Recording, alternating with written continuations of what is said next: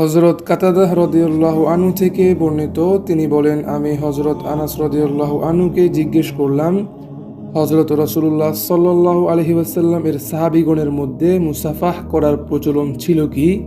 তিনি বললেন, হ্যাঁ। ইমাম বুখারী রহমাতুল্লাহ আলাইহি হাদিসটি বর্ণনা করেছেন। হযরত আবু হুরায়রা রাদিয়াল্লাহু আনহু থেকে বর্ণিত, আল্লাহর রাসূল সাল্লাল্লাহু আলাইহি ওয়াসাল্লাম বলেছেন, যখন রমজান মাস আসে তখন জান্নাতের দরজাসমূহ উন্মুক্ত করে দেওয়া হয়।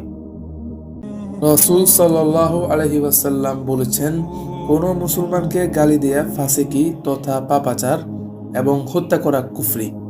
হাদিসটি বর্ণনা করেছেন হযরত আব্দুল্লাহ ইবনে মাসউদ রাদিয়াল্লাহু আনহু এবং এই হাদিসটি রয়েছে বুখারী ও মুসলিম শরীফে।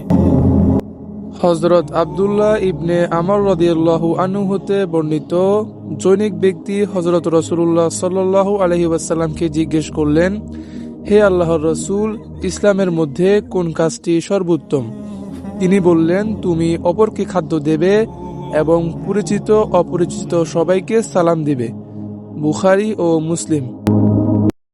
হযরত আবু হুরায়রা রাদিয়াল্লাহু আনহু হতে বর্ণিত, হযরত রাসূলুল্লাহ সাল্লাল্লাহু আলাইহি ওয়াসাল্লাম ইরশাদ করেছেন, তোমরা কিয়ামতের দিন সর্বাধিক নিকৃষ্ট লোক হিসেবে তাকে পাবে যে দ্বিমুখী।